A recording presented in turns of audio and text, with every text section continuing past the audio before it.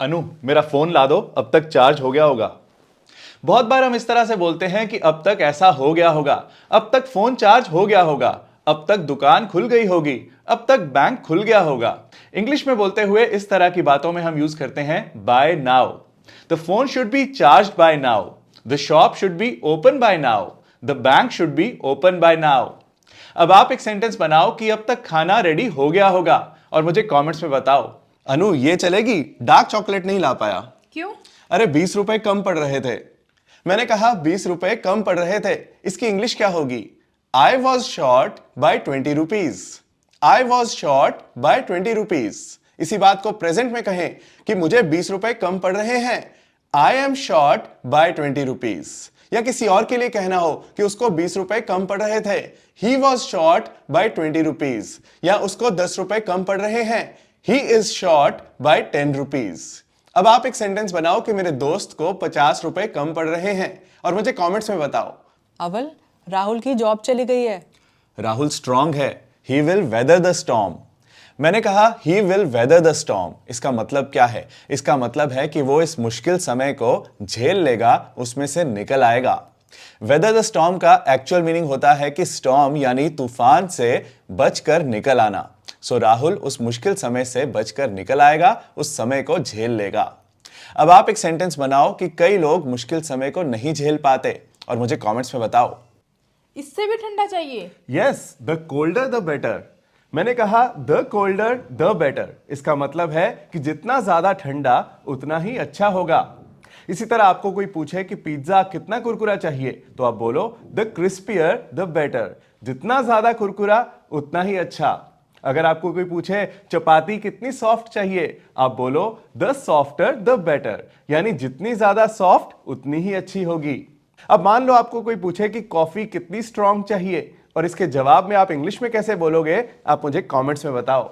साक्षी, मेरे दोस्त डिनर पर आ रहे हैं। My friends are coming for dinner. Okay, so much for my relaxed evening. Sakshi ने कहा so much for my relaxed evening. इसका मतलब क्या है? इसका मतलब है कि मेरी रिलैक्स्ड इवनिंग के सपने पर पानी फिर गया। सो मच फॉर से हम सेंटेंस तब शुरू करते हैं जब हमें कहना हो कि हमारे किसी प्लान पर, हमारे किसी इरादे पर पानी फिर गया, वो बीच में ही रह गया, बेकार हो गया। अब आप एक सेंटेंस बनाओ कि मेरे गोवा ट्रिप के प्लान पर पानी फिर गया और मुझे कमेंट्स में बताओ। अनु, तुम लॉटरी जीत गई।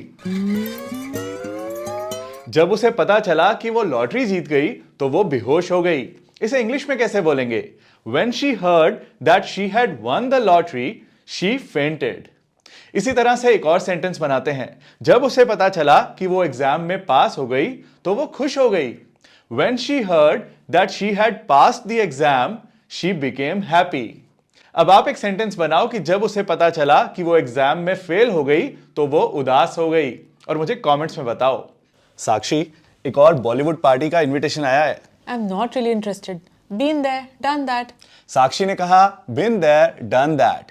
ये एक ऐसा फ्रेज है जब हम तब बोलते हैं जब हमें कहना हो कि बस हो गया अब। यानी आपने कोई एक्सपीरियंस कर लिया, देख लिया कैसा होता है और आप बोर हो गए, तो आप बोलते हो बिन देयर डन दैट, कि ऐसा कर चुके हैं, हो गया अब। अब आप एक सेंटेंस बनाओ कि मुझे अम्यूजमेंट पार्क नहीं जाना, हो गया अब, और मुझे कमेंट्स में बताओ। कंटेंट और कंटेंट दोनों के स्पेलिंग सेम है लेकिन मीनिंग्स अलग अलग हैं। कंटेंट होता है किसी चीज के अंदर का सामान, जैसे कि इस पैकेट के अंदर है बिस्किट, सो बिस्किट है इस पैकेट का कंटेंट। इस बॉटल के अंदर है पानी, सो पानी है इस बॉटल का कंटेंट। इंस्टाग्राम के अंदर है रील्स, सो रील्स हैं इंस्टाग्राम का कंटेंट। कंटेंट का मतलब होता है खुश, संतुष्ट, सेटिस्फाइड। जैसे कि मैं अपनी जिंदगी से संतुष्ट हूं, I am content with my life. अब आप एक सेंटेंस बनाओ कि मैं अपनी जॉब से संतुष्ट हूं और मुझे कमेंट्स में बताओ। अवल, तुम्हें ये मूवी कैसी लगी? It's amazing, so much so that I watched it thrice. मैंने कहा ये अमेजिंग है, इतनी ज्यादा कि मैं इसे 3 बार देख चुका हूं। सो मच सो का मतलब होता है इतनी ज्यादा या इतना ज्यादा। अब आप एक सेंटेंस बनाओ कि वो इंटेलिजेंट है, इतना ज्यादा कि हर साल फर्स्ट आता है, और मुझे कमेंट्स में बताओ। हाय साहिल। हाय। अरे dust of your T shirt. ये क्या होता है? Dust of your T shirt मतलब टी शर्ट से मिट्टी झाड़ लो। अब आप एक सेंटेंस बनाओ कि अपनी जीन्स से मिट्टी झाड़ लो, और मुझे कमेंट्स में बताओ। ये लो पेंसिल। ये गरम मिजाज की है, यानी ये गर्म स्वभाव की है। इसे इंग्लिश में कैसे कहेंगे? She is bad tempered. She is bad tempered. अब आप एक सेंटेंस बनाओ कि मेरा दोस्त गरम मिजाज का है और मुझे कमेंट्स में बताओ। टीयर और टेयर दोनों के स्पेलिंग सेम है, लेकिन मीनिंग्स अलग हैं, प्रोनाउंसिएशन भी अलग है। टीयर होता है आंसू। मैं तुम्हारी आंखों में आंसू नहीं देख सकता। I can't see tears in your eyes. और टेयर होता है फाड़ना। I will tear this paper. मैं इस पेपर को फाड़ दूंगा। टेयर की पास्ट फॉर्म होती है टोर। मैंने इस पेपर को फाड़ दिया। आई टोर दिस पेपर। और टॉर्न होता है फटी हुई हालत में होना। फटी हुई जीन्स आजकल फैशन में हैं। Torn jeans are in fashion these days. अब आप एक सेंटेंस बनाओ कि मुझे फटी हुई जीन्स पसंद नहीं है और मुझे कमेंट्स में बताओ। अनु, मेरे दोस्त का नाम एक मशहूर क्रिकेटर के नाम पे रखा गया है। इसकी इंग्लिश क्या होगी कि मेरे दोस्त का नाम एक मशहूर क्रिकेटर के नाम पे रखा गया है? My friend is named after a famous cricketer. My friend is named after a famous cricketer. अब आप एक सेंटेंस बनाओ कि मेरी बहन का नाम एक नदी के नाम पे रखा गया है और मुझे कमेंट्स में बताओ। अनु, तुम स्कूटी ले जाओ, मैं जैसे तैसे वहां पहुंच जाऊंगा। मैंने कहा मैं जैसे तैसे वहां पहुंच जाऊंगा। इसे इंग्लिश में कैसे बोलेंगे? इसके लिए हम इंग्लिश वर्ड यूज करते हैं समहाउ।